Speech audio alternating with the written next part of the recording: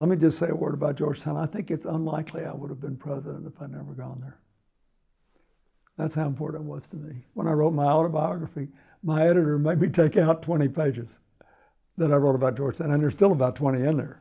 He said, it's impossible. You remember all these teachers and all the questions on the examiner? And I said, no, it's not. You have no idea. For me, it was like the world was open to me. So Quigley taught a course called The History of Civilizations. And at the end, he said that the great gift of Western civilization to the human race was the idea of progress in a very specific way. He said it was the idea that the future can be better than the present, and that every single person, not just the rulers, not just the elected leaders, not just the billionaires, every person has a personal moral obligation to make it so, to keep it going, to make the future better. And it resonated with me. I thought that's the purpose of politics. It made me really think, even more than I had before, that I might like a career in public service. It also made me aware of why, in the aftermath of something like the 2008 crash, you were going to have so much disorientation and anger and frustration because too many people got up every day, and some still do, and looked in the mirror and thought all their tomorrows were going to be like yesterday. It's the ultimate disempowerment. There's nothing you can do for yourself, and even worse, for your family. It's going to be all the same. And Quigley made us understand that our whole culture in Western civilization was designed to counter that, to believe that you personally could make a difference. And I never got over it. I still think about it. You'd be amazed, I still think about it. I think about a lot of things I learned in college, but that was very important for me.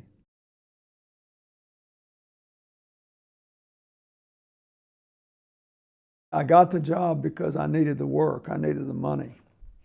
My stepfather got sick when I was at Georgetown, and I was afraid my family didn't have enough money for me to stay, and so I needed to go to work. And Senator Fulbright's chief of staff was close to a man that I had worked with. By then I was working in campaigns and stuff in Arkansas. And he called me one day, woke me up out of a cold sleep and said, you can come here. He said, you can have a part-time job for $3,500 a year. Or he said, you can work full-time, and some people did and went to school at night, for $5,000 a year. And I was still groggy, and I said, I would like 2 part-time jobs. He said, you're just the guy I'm looking for. Be here Monday morning. I'll never forget, it was Thursday morning. So I started packing, gassed up the car, got in on Saturday and drove up and showed up for work Monday. And my job was basically to be a delivery boy for all kinds of things. But they also, because I was at Georgetown and studying international affairs, I was assigned to read 6 newspapers a day and clip the most relevant article. This is the technology we used. You couldn't scan articles, there was no online, there was nothing, right? So I would read the newspapers, clip the articles I thought they ought to read, put them on a routing slip, which had on it the names of the senior staff of the committee and all the senators who were committee members. And I would send it to the senior staff, and they would decide whether to send any of them on. But I don't think I'd have won a Rhodes Scholarship if I hadn't been a clerk on the Foreign Relations Committee. Nobody else I was competing with read 6 newspapers a day. And they actually paid me good money to read the Washington Post, the New York Times, the Washington Star, which existed then, the Baltimore Sun, the St. Louis Post-Dispatch. And then we alternated, and the Wall Street Journal. We read them every day. Those are the 6 papers we read. I did, and then that's what the senators got. The Vietnam War hearings were going on. Senate Foreign Relations Committee conducted these very serious hearings. And Senator Fulbright, the chairman, was opposed to our policy. And Dean Russ, the Secretary of State, was the spokesperson for it, President Johnson, Secretary of State. And I never will forget, I learned a lot about how Washington worked, because on the days the committee was going to have a hearing, quite often Rusk would come in 7:30 or 8 o'clock in the morning and drink coffee with Fulbright to prepare for the hearings, knowing they were going to fight like cats and dogs. It was a different time. They still could be civil to each other, could listen to one another. And Fulbright didn't want there to be any surprises in the hearings. He didn't mind them knowing, what they were going to ask about, who was particularly interested in this, that, or the other thing. It was fascinating. We brought in all these experts. I loved it, and I learned so much.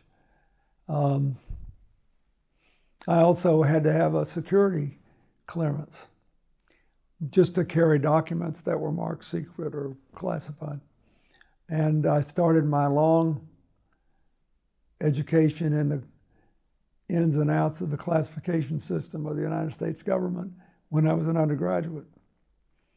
And because Fulbright was the chairman of the committee, he had an automated, some sort of automated device that allowed the Pentagon to send him every day a list of the people who'd been killed in Vietnam from Arkansas. So I would go check it every day. 4 of my high school classmates were killed, including, as I said, the son of my guy who was my Sunday school teacher for 9 years. And I also knew, because I had to carry this stuff around, that not everything the government was claiming about the progress on the battlefield was true. And it's kind of a crazy burden for a kid my age. I felt guilty I wasn't there, and it felt futile to go. It was an awful feeling.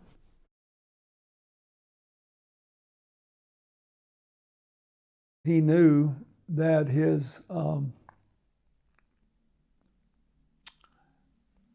that it would be unpopular in Arkansas. There's a state dominated by the Scots-Irish who provided 25% of all the soldiers who've ever fought in uniform for America since the Revolution. It was one of our counties had the highest fatality rate of any county in America in World War II. A lot of poor African-American kids were in the military, and their parents didn't want to know it was for nothing. I mean, it was like an across-the-board challenge. And he believed, he had a very clear view of it. And I thought it was unusual, because Fulbright had been more willing than I wish he had been to trim his sails on civil rights for a long time. And he said, yes, I disagree with him on that too, but he said that if you want to be a representative and they know something as much about something as you do, and they do on this, sometimes you have to give in. But on this, if I know more than they do, I am doing an immoral thing to preserve my political position at the expense of doing what's right for their children over the long run. And in the end, it played a significant role in the undoing of his career. But he did an enormous service to the country in the meantime. And I think he lived to be 87. He lived long enough for me to become president and given the Medal of Freedom. And I think he died at peace with himself and the decisions he made.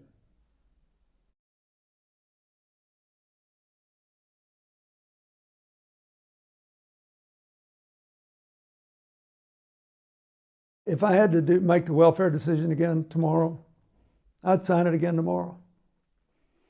We had a 60% reduction in the welfare rolls. We had an enormous percentage of poor people move into the workforce, start middle-class lifestyles, and when we had a brief tech recession of 6 months in 2001 after I left office, people who had moved from welfare to work were less likely to be laid off than the general working population. So I would do it again. Now, I did not foresee that we would move so far to the right as a country, mostly because Democrats started winning the popular vote in presidential elections. And so a lot of them just don't vote at midterm when the governors, the state legislatures, and the congressional districts are decided. And somebody told me that 8 states would abolish cash benefits altogether. I guess I'd have had to rethink it. But since the 70s, there was no minimum welfare benefit. You just couldn't go below where you'd been at a date certain. So for example, when I signed welfare reform, a poor family of 3 on welfare got $655 a month in Vermont. They had the highest benefits. And $183 a month in Mississippi, Texas, and one other place. In other words, I think people had this idea that there was some national welfare system. There wasn't. The national welfare system was everybody gets Medicaid for their kids and you get food assistance. The Republicans tried to get rid of that, and I vetoed those first 2 bills because I wouldn't do that. I knew what would happen then, that a lot of people would be in trouble. But I didn't foresee that they'd get rid of that altogether. Also, the law as written said that states will continue to get, no matter how small the welfare rolls get, same amount of money they got in February of '94 when the welfare rolls hit an all-time high. After I left office, that requirement was not enforced. So the real question is, should every president walk around thinking, no matter how good this bill is, I should think of the worst case scenario. And if anything bad might ever happen after 3 more elections occur, I shouldn't ever sign a bill. I don't think you can do that, first.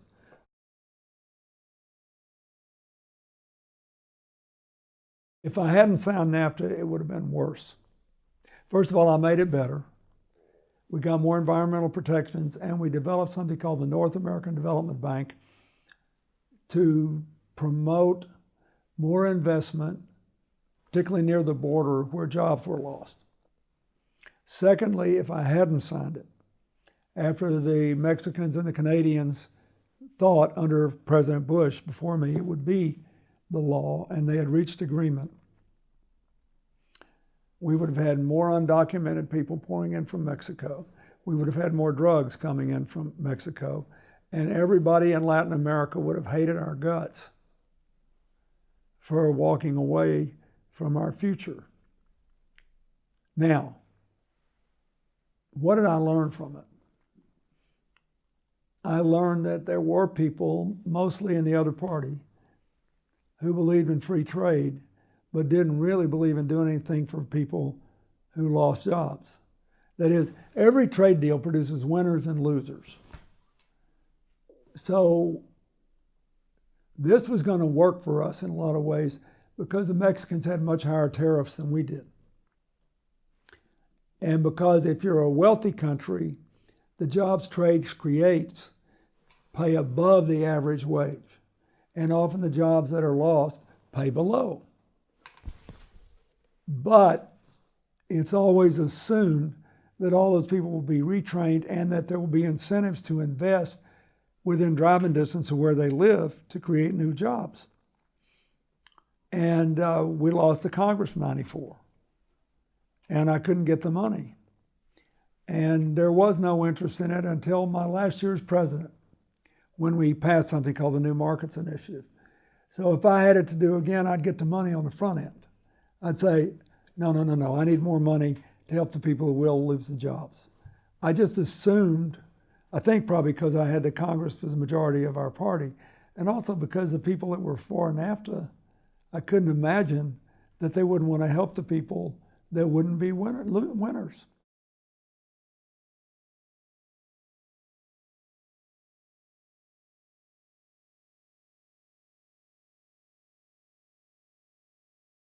I don't think the Glass-Steagal bill made any contribution to the financial crisis at all for a simple reason. The difference in investment banks and commercial banks had been abolished in the 1980s by rulings of the Federal Reserve.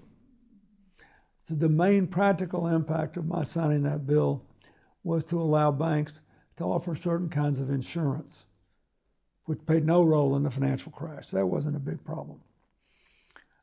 There was another bill that I think did make a contribution to the crash that I wish I'd vetoed for symbolic reasons. They would have overturned my veto. And that was a bill that allowed banks to engage in all these derivatives like collateralized debt obligations without sufficient collateral. Now, it passed overwhelmingly. Almost every Democrat voted for it. And we all wanted it because it reauthorized something called the Community Reinvestment Act. The Community Reinvestment Act, if the government enforces it, requires every bank in America to reinvest some money where they take deposits. And we got $800 billion of investment under it when I was president. 96% of all the money that ever been invested under it, going back to the 1970s, were in those 8 years. So it was a gold mine of broad-based prosperity. And I wanted it badly, and a lot of other Democrats did, and we voted for it. But it would have been overridden, the veto. And I wish I had vetoed it because I never believed. I had a big argument with Alan Greenspan. He said, but these things only affect investors with $100 million or more. They can take care of themselves. I said, yeah, I don't care if they lose $100 million, but you don't understand. If 100 of them lose $100 million or 1,000 of them use $100 million, it can wreck the whole rest of the economy, which is essentially what happened in the housing crisis. So I wish it would have become law anyway. I wish I had vetoed that and sounded the alarm.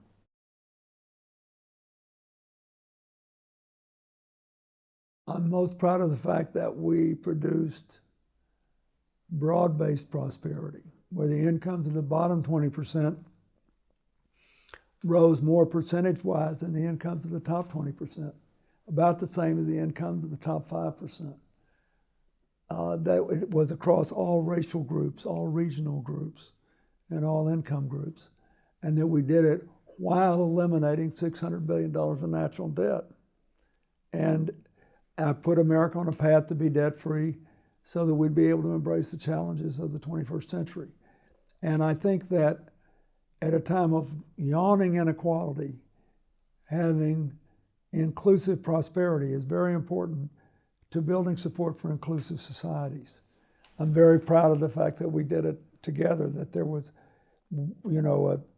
I had the most diverse administration ever then, and we proved that, and they were good. Everybody was good at what they did. We all worked together. And we proved that diverse groups make better decisions than homogenous ones or lone geniuses. I'm proud of that. And lots of other things we did I'm proud of, but I think it worked for ordinary people, the people that were paying the bill, the people that needed help, the people whose incomes went down in the 1980s. And I think it can be that way again. I think we're better positioned as a nation for the 21st century than any other major country. But if you want to take advantage of it, you can't fight all the time. You got to cooperate.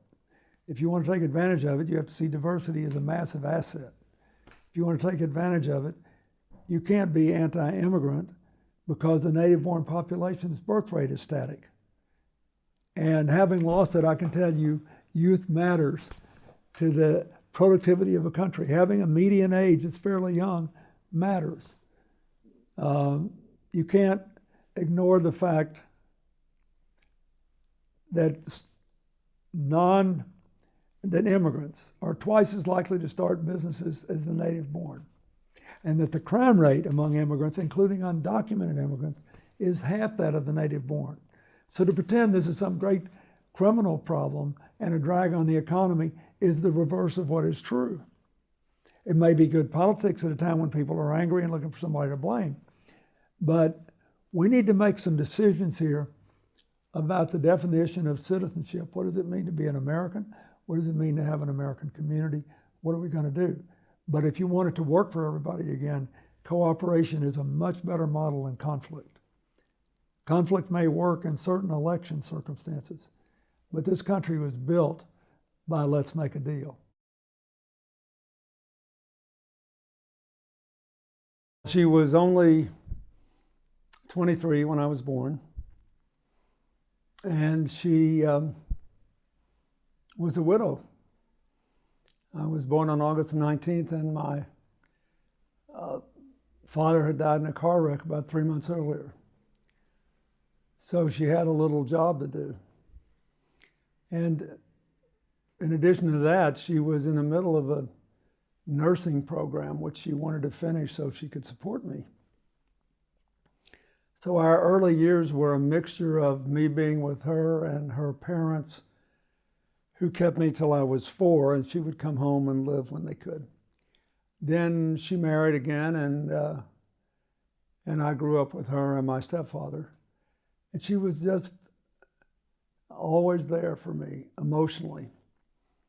And she was a lot of fun. She no matter what was going on, and we had some challenges in my childhood growing up, she just never let it affect her belief that I could do whatever I wanted to do, I could be whoever I wanted to be. And she just drilled it into me from the time I was old enough to listen to language.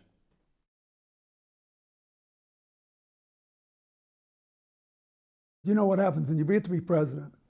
Everybody you ever met when you were young says, "Oh, he told me he was going to be president," you know, and they could probably pass polygraphs on it, but I don't remember her saying that. She wasn't particularly political, and neither were my grandparents or their family, although they were all old-fashioned FDR Democrats. And unlike many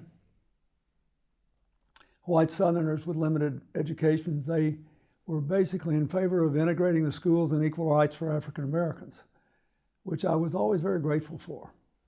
And I think it had something to do with my grandmother and my mother being nurses. And my mother once said to me, "Once you see people bleed, it's hard to believe there's much difference in race." And my grandfather had a little country store, and almost all his customers were African American. And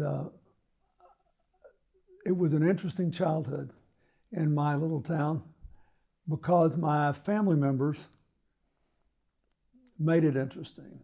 They found other people interesting. They taught me to pay attention. They taught me to listen. They taught me to tell stories. I had a good childhood.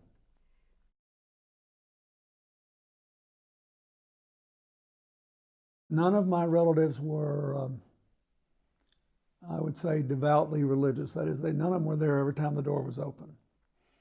But I liked going to Sunday school. In the summer, we'd go to vacation Bible school. I loved to read the Bible. I loved the stories. I loved the moral lessons. I loved everything about it. And it was always important. But it became, ironically, but more central to my life when we moved to a larger town. And I joined a church that was about a mile from my house, and I used to walk there every Sunday by myself until, my folks went to church on Christmas time and Easter time, and otherwise it was just me. But I loved my Sunday school teacher. And his son was a close friend of mine, later killed in Vietnam. And it became a big part of my life then. And then I was sort of unchurched until my first term as governor, when Hillary urged me to go back to church and sing in the church choir so I'd have something besides work to do. And so until I became president, I was a very active member of my local church, and it meant a lot to me. It had a lot to do with kind of shaping who I turned out to be, I think.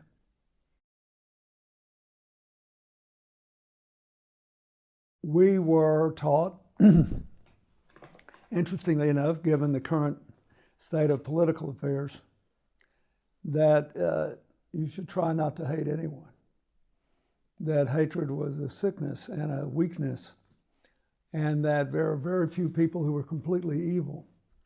So you should go out of your way to figure out what makes them tick and see if you could find some way to communicate with them. But I learned that more with my family. And even before I was old enough to know what I was doing, when I was eating meals, my grandmother's brother and his family had 4 kids, and they always fed a lot of people, and we ate there a lot. And they would talk about whatever had happened that week. And the kids could talk, but they had to prove they could listen first. So before I could tell a story, I had to recount what I had just heard, because if you weren't listening, nobody wanted to listen to you. And it was like a primer in human nature. And I was fortunate in having people all along the way who tried to help explain other people to me. And I developed an obsessive interest in doing it.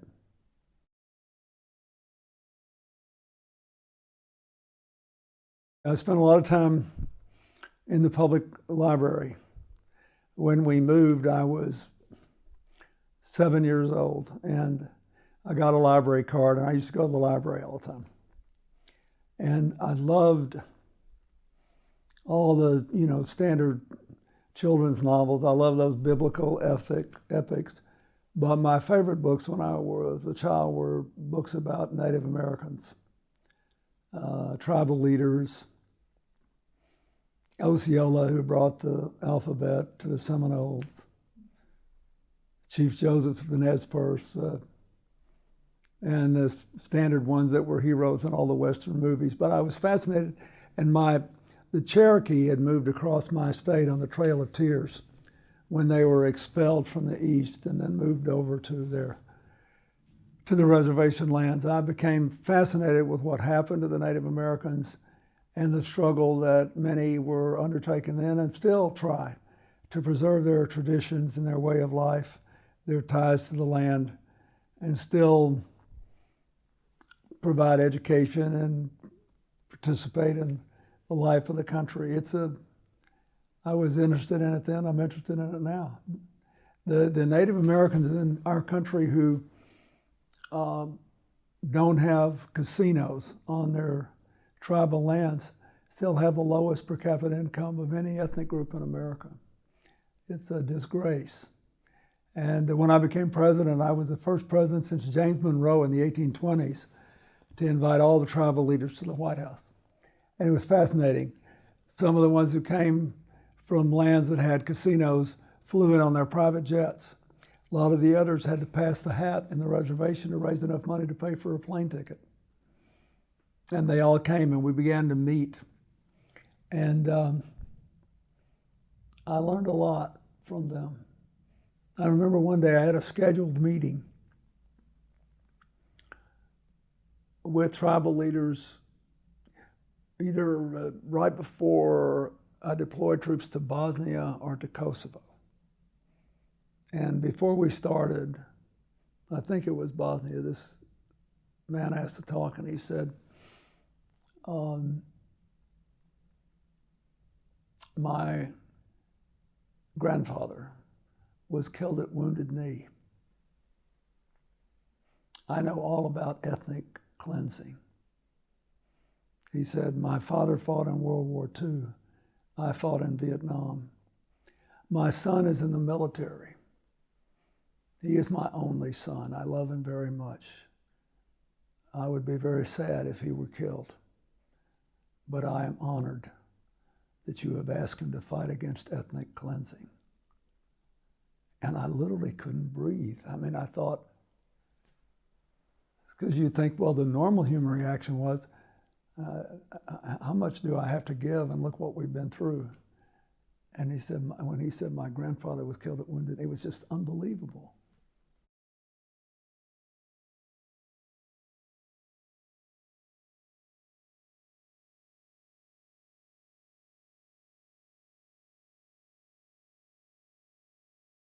It's all anybody talked about. When I was a little boy, I was 11 when it happened. I just turned 11. And the schools then were closed for a while. The governor wound up closing the schools. Or some of them, we had people coming to my hometown to go to school. But as I said, my parents were, and my grandparents, were in favor of the integration. At least my mother was. And I watched it, you know, identified with those kids, and I saw them being jeered at and everything. And then 20 years later, I was the Attorney General of Arkansas, and I was invited to join Jesse Jackson at the auditorium of Little Rock Central High School for the 20th anniversary. And on the 30th anniversary, I had them all back, and I showed them the part of the governor's mansion where the plot was developed to keep them out. And then on the 40th anniversary, I was president, and the governor and I, the then governor and I, held open the doors of the school for them to walk through. I participated in the 50th anniversary in Little Rock, and of course the 60th one. Along the way, Hillary and I have become friends with many of them. They're all still alive but one. One has died between the 50th and the 60th reunion. That's quite a fine person. And this year it was amazing because of all the turmoil going on in our country and the controversy about whether African Americans are being systematically disenfranchised in some of our states, which they clearly are. And one of them, Ernie Green, who's the oldest, the first one to graduate from the high school. And so he's 77 or 78 now. He said, you know, I didn't expect the Little Rock Nine to morph into the Charleston Nine. He said, I didn't expect to reach this point in my life and have to fight all these battles again, but I am prepared to do so. And it was very moving. So, you know, all this ethnic discord in our country today and racial tension reminds us that it wasn't over. But most political battles are never over. There's almost no permanent victories or defeats in politics. There are many countries that have lost their freedom, and so that feels permanent, but a lot of them get it back.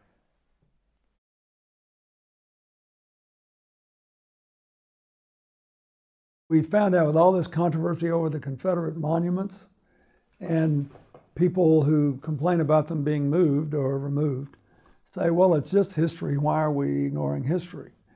And then after what happened in Charlottesville, Virginia, the governor actually had an inventory done of war monuments because arguably America began in Virginia, Philadelphia, and New York, right, for different reasons.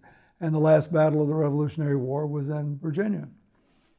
So, and 4 of the first 5 presidents were from Virginia. So the governor announced that in the whole state of Virginia, there were 2 monuments to the Revolutionary War, 5 to World War I, 6 to World War II, and 268 to the Civil War. Almost none of them were put up right after the Civil War. Robert E. Lee didn't favor putting monuments up. He said it would only prolong the wounds, which is, of course, exactly why they were put up. They were put up in reaction to Reconstruction. They were put up in reaction to the civil rights controversies of the early part of the 20th century. They were put up later to say, we haven't forgotten, we haven't given in. That doesn't mean they all need to be smashed to smithereens, but it might be good to do what at least one of the Warsaw Pact countries did after the Cold War. They collected all this good sculpture and put it in a sculpture garden and said, you want to go look at history? Go out there and look at it. But we're going to make it history. And we haven't done that yet. The reason these controversies are so passionate is that you can still stir up the old racial demons. And at our peril, we do it from time to time.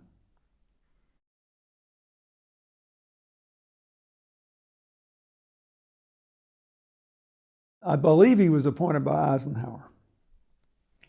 That's back when there were Republicans then who actually supported civil rights. There were until, I don't know, the early part of this century. There was the 98-0 vote in the Senate to extend the Voting Rights Act.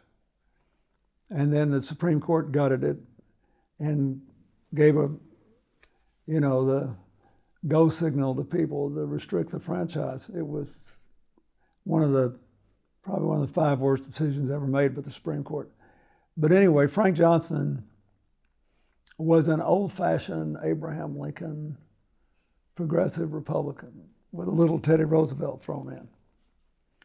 And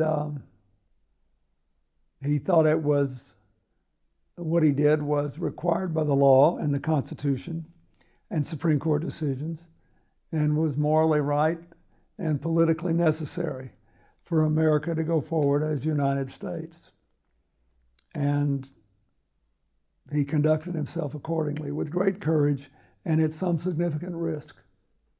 There were a lot of brave people who stood up.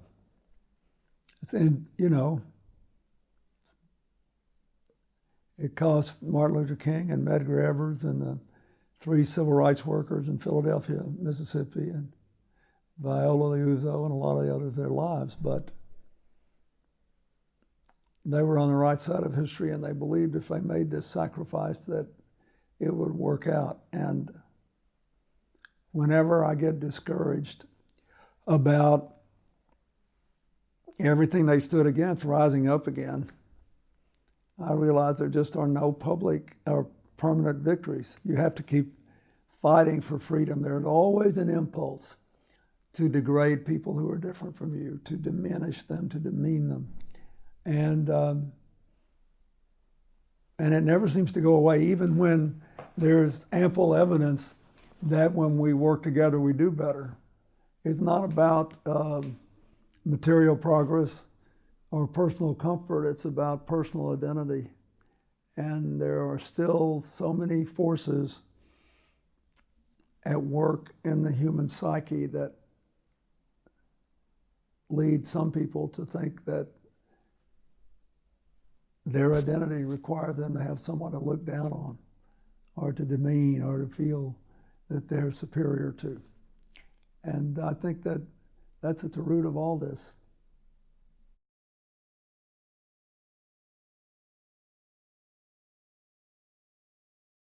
There was a guy who I used to fight with him some, but he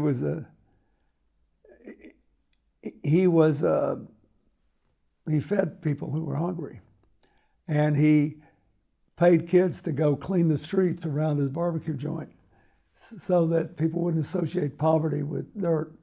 I never saw that done again on a systematic basis until the Rwandan revolution after the genocide, when now in their country, once a month, every adult is expected to spend a day cleaning the streets so that it can be a source of solidarity. But I always thought, watching all that, how foolish and impoverished white people who were racially prejudiced were, that they didn't ever have a chance to see the kaleidoscope of differences within the black community.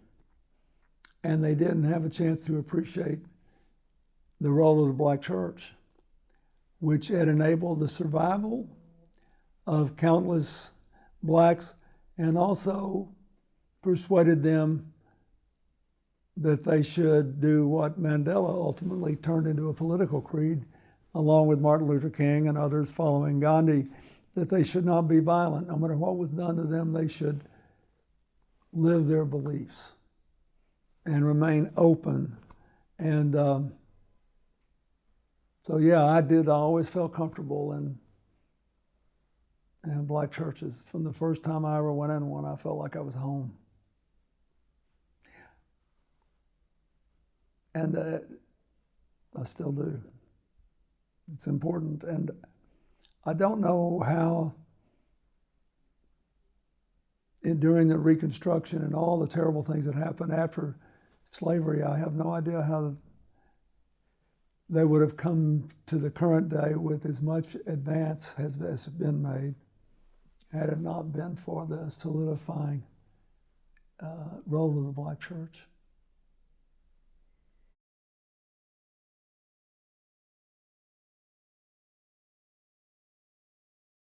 There's the American Legion Boy State program. They elected 2 senators from every state, and they got to go to Washington for, I don't know, a week, 10 days, something like that. And we pretended we were the United States Senate. We voted on stuff.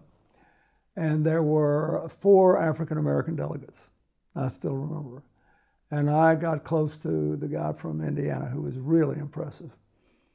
And so we voted on the civil rights legislation then pending in the Congress.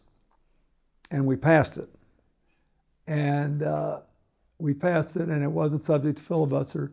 And there were 4 of the Southern delegates who voted for it. And as it turned out, there was one man from Alabama who became a judge that I've stayed in touch with, and both the guys from Louisiana, whom I went to law school with one, college with the other. We've been friends all our lives. Go figure, just accident. One became a Jesuit priest and head of the Jesuit social mission for the Southeast. The other became a lawyer in northern Louisiana and is my friend still today. We're in touch all the time. But when we got there to the Rose Garden and the president was seeing us, he complimented us for voting for the Civil Rights Bill and said that he wished the governors who had just met had followed our lead, because apparently they declined to endorse it. They couldn't get whatever many votes they needed to endorse it, and we did, and oh, I was just beaming. And then he got down off the steps and he started going down the row, shaking hands. And we were organized in alphabetical order by state, not delegates. So because I was from Arkansas, I was near the front, and I was determined I was going to shake his hand, and I got up there. And I treasure that picture. But when I became president, I met with Boys and Girls Nation delegates every year, except one when I had to be out of the country because of foreign policy issues. And I tried to organize sessions so they could all go through a line and shake hands with me, and they wouldn't be cut out like those that were from Utah or Washington or Wyoming who were in the back in our deal. But it was it made you imagine that you could be part of that. And I remember when I became governor, and then later when I was president. When I was governor, if I was out of the office and a school group came in, I let them come in and sit in my chair. And when I was president, when I was in office, and there were people, I often took pictures of children sitting in the chair. I wanted them to be able to imagine that they could do whatever they wanted with their lives.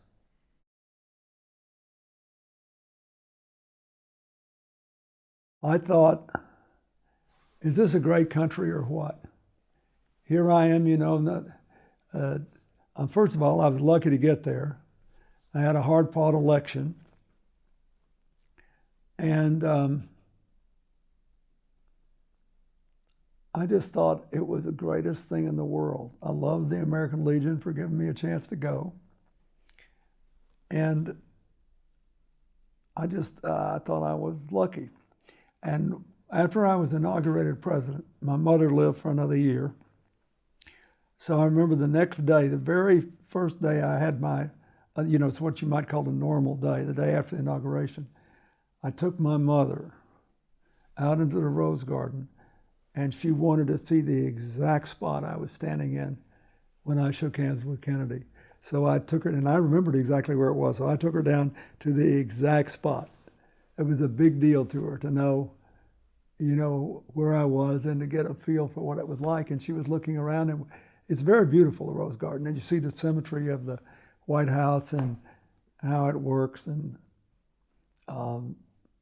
it's even in some ways more beautiful from the president's point of view, because you look out to the south lawn of the White House And there are these magnolia trees there that were planted when Andrew Jackson was president. They've been there a very long time.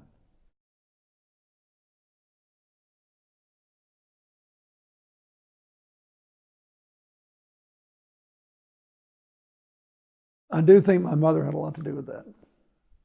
I mean, after all, you know, it was not near as bad as having your husband die in a car wreck after he survives World War II. They got a great life planned, and he gets killed in a car wreck. Not because of a concussion, but because in a fluke, the tire blows out on his car. He's thrown out of the car. He lands in a ditch in a field, and the ditch is full of water, and he can't get out of the ditch before he drowns. It made it look a little whiny for me to be all bent out of shape about losing an election. And I realized that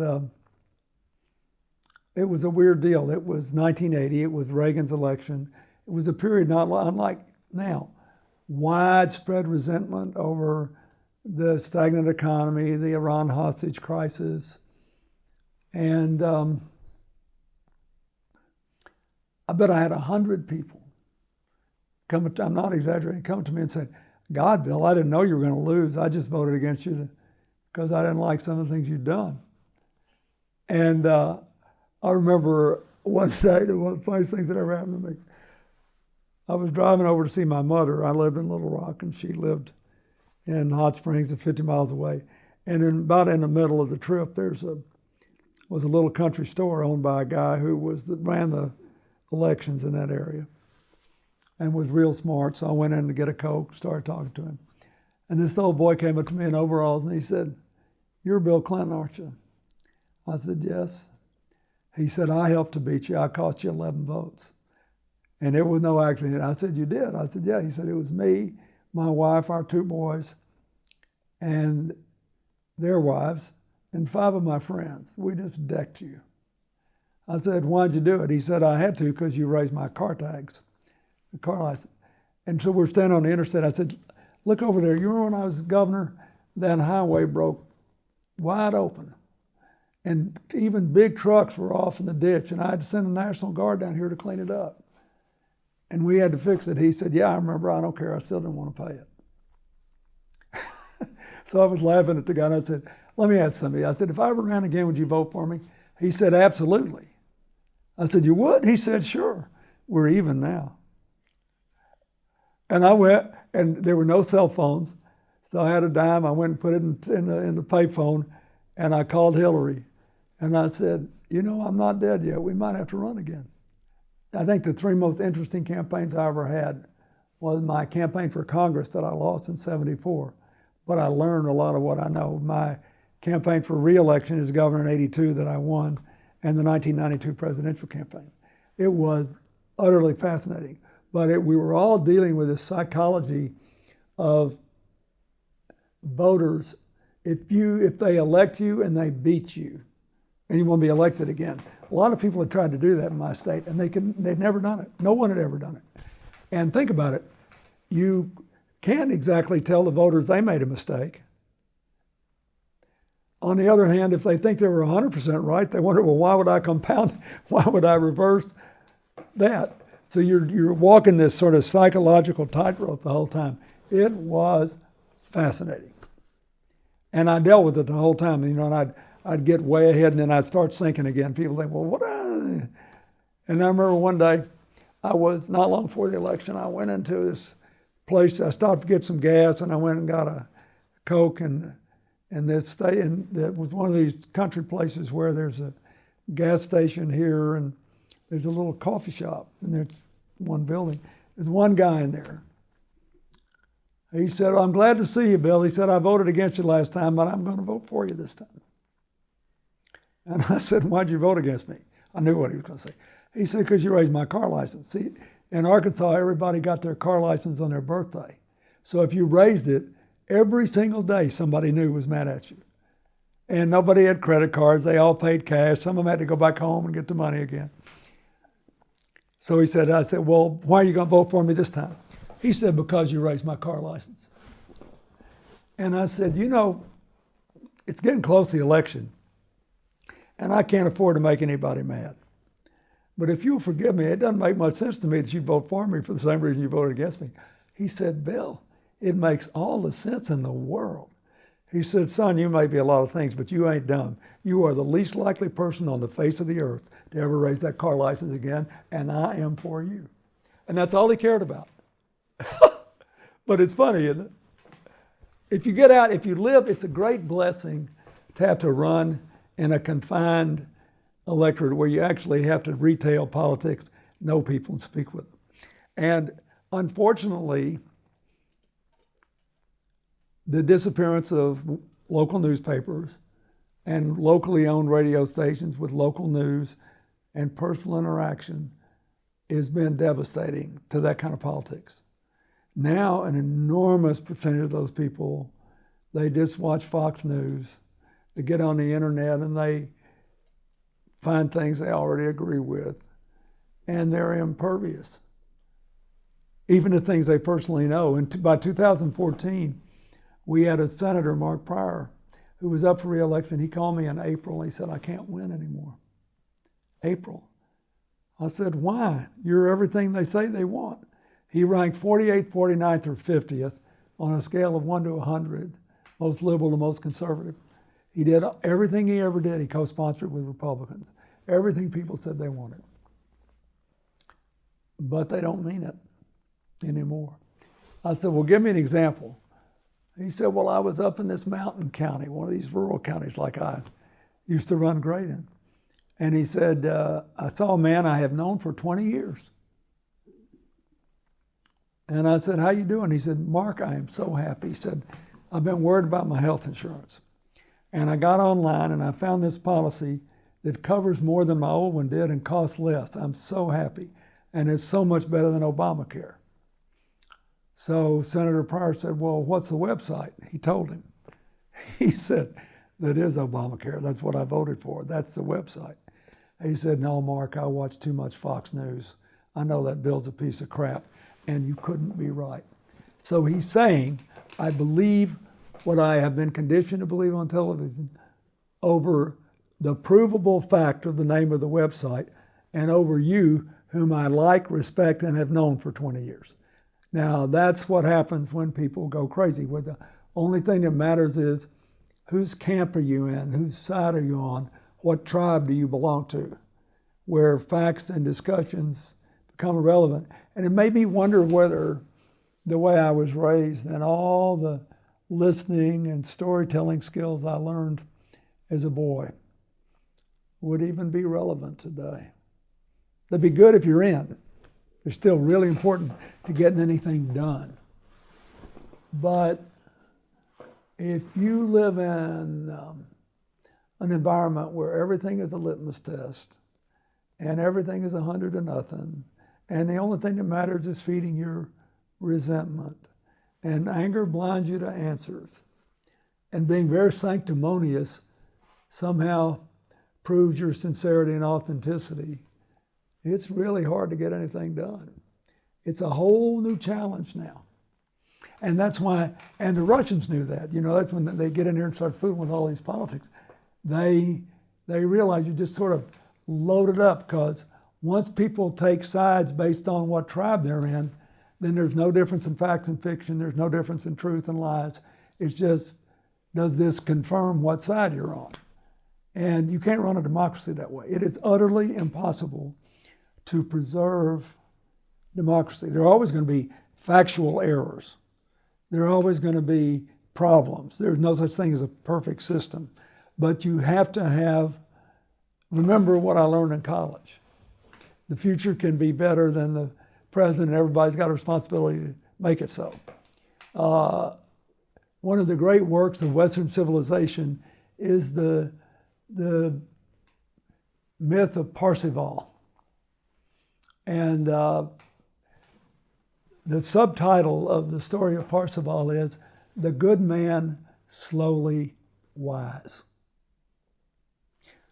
In other words, you got to work at this knowing things. You got to work at this wisdom and learning things.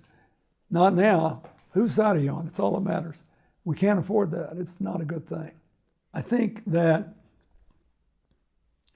If the purpose of communicating information is to promote resentment instead of reason, fan anger instead of produce answers, it's in that kind of environment, it's hard to have a legitimate democracy, because the whole purpose of democracy is honorable compromise. If you read the Constitution of the United States, it actually should be subtitled, "Let's make a deal." That is, there's some things you ought not to compromise on. Yes, I'm for equal rights for all Americans. But 90% of the decisions that democracy makes will be better if diverse groups bring their particular perspectives and you produce a product. And if we lose that, it's going to be difficult over the long run to actually save democracy in any meaningful sense.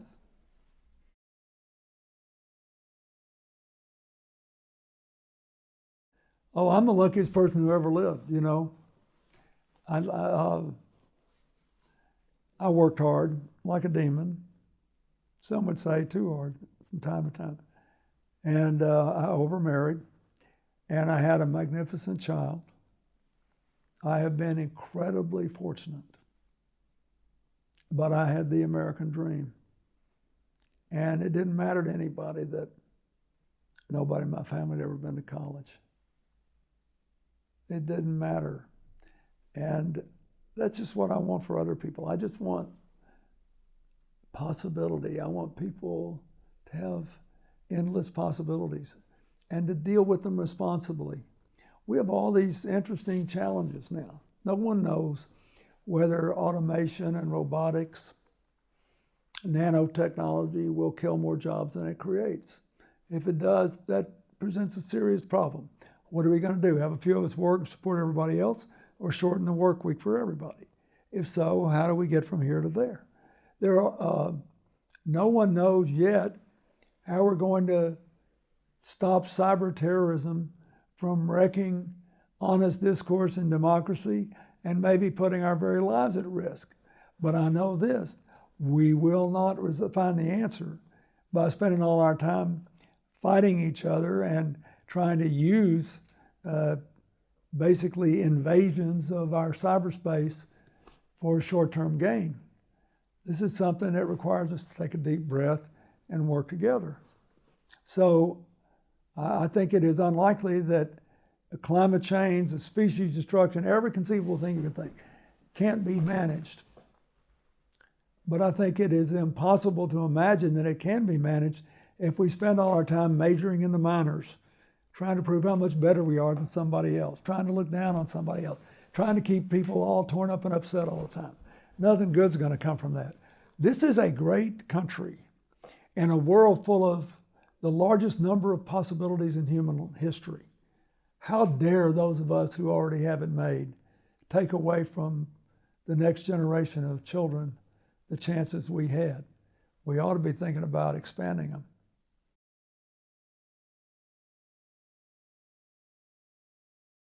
It means, first of all, that you will be judged not by the color of your skin or where you were born or what your religion is or isn't or by your sexual identity. You will be judged by whether you are an honorable, decent person, treating other people well, obeying the law, trying to be good at whatever you do, trying to learn more about whatever you care about, and treating other people with decency. And that if we all do that, and then if we keep our eyes on the future, it means that every generation should be able to aspire to do more and different things. And when we lose the sense of basic decency toward each other, of mutual responsibility, when we think it's more important to demean and degrade people and divide them than to lift them up, we cannot preserve the American dream. It doesn't work that way. It doesn't work that way. Every time we've had the American dream for a handful of people, and in the words of Thomas Hobbes, poor, nasty, brutish, and short lives for everybody else, it hasn't worked out very well. This country is like an infinitely expanding universe of richness and opportunity. And if we decide to just dumb it down, shrink it down, mean it down, we could lose that. But so far, everybody's bet against America in 225 years has lost money. And we have to hope that that will continue to be the case. De Tocqueville said when he came in the 1830s, he said, America is great because America is good. And if she ever loses her goodness, she will cease to be great.